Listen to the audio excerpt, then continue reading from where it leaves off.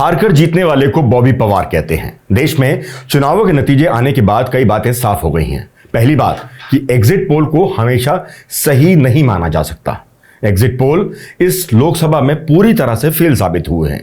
इससे यह भी बात सामने आ गई है कि न्यूज चैनल्स के एग्जिट पोल पर पूरी तरह से भरोसा किया नहीं जा सकता। दूसरा, जिस तरह से बीजेपी 400 पार के नारे को गा रही थी, वो असल में सिर्फ एक नारा था, एक जुमला था। जमीनी हकीकत कुछ और ही निकली। अपने दम पर 370 सीटें जीतने का दावा करने वाली बीजेपी 250 सीट के आसपास सिमट गई।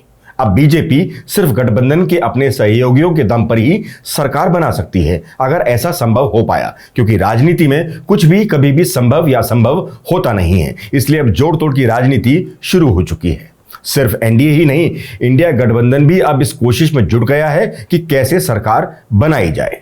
फिलहाल के आंकड़े एनडीए को सरकार बनाने में कामयाब होता दिखाई दे रहे हैं। बाकायदा उसके सहयोगी घटक दल उसके साथ बने रहे तो। नीतीश कुमार से सभी वाकिफ हैं, कब पलटी मारेंगे किसी को नहीं पता। इन चुनावों से एक तस्वीर जो अब सबके सामने आ गई है कि वो नरेंद्र मोदी का जादू अब उतना रहा नहीं जितना इससे पहले 2014 और 2019 के लोकसभा चुनावों में था। आंकड़ों को देखें तो नरेंद्र मोदी उतने शक्तिशाली प्रधानमंत्री नहीं रह पाएंगे जितना वो पिछले 2 कार्यकाल में थे, क्योंकि तब उनके खुद के सीटों के नंबर काफी अधिक थे, पर अब ऐसा नहीं है।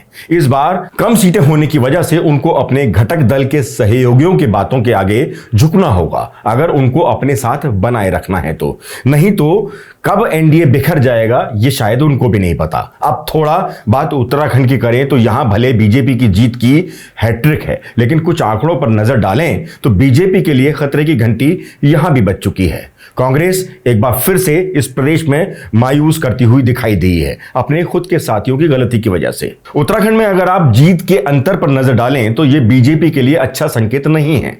डबल इंजन की सरकार के बावजूद बीजेपी का वोट प्रतिशत लगातार गिर रहा है। कांग्रेस के दिग्गजों के चुनाव लड़ने से इनकार करने के बाद भी बीजेपी जीत के अंतर को बढ़ाने में कामयाब हो नहीं पाई।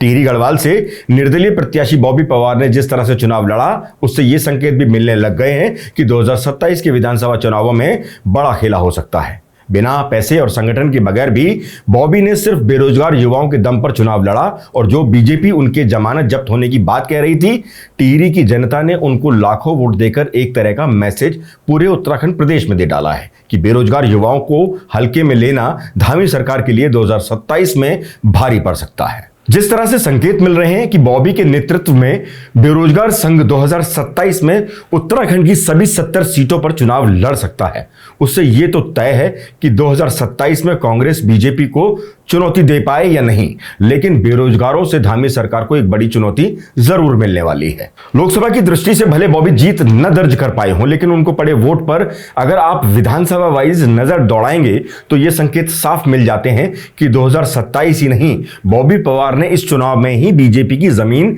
खींच ली है। उत्तरकाशी जनपद के पुरौला यमुनोत्री विधानसभा क्षेत्र से निर्दलीय प्रत्याशी बॉबी पवार बीजेपी और कांग्रेस से काफी आगे रहे हैं।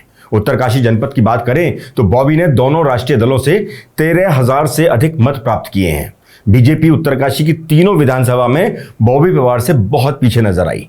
टिहरी की कई विधानसभाओं में बॉबी बीजेपी के बिल्कुल पीछे पीछे काफी करीब दिखाई दिए। यमुनोत्री, पुरौला और धनौल्टी जैसी जगहों पर बीजेपी कांग्रेस बॉबी के आसपास भी दिखाई नहीं दिए।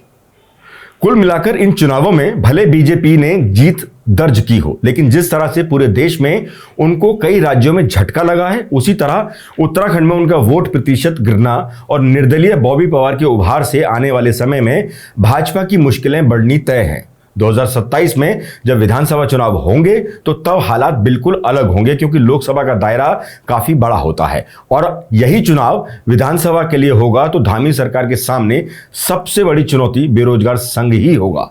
26 साल का एक युवा हर चीज के अभाव के बावजूद 2 लाख के करीब वोट ले जाता है तो इसको एक शानदार राजनीतिक शुरुआत ही माना जाएगा, वो भी तब जब निर्दलीय विधायक उमेश कुमार जैसे नेता कुछ खास कमाल दिखा नहीं पाए हों।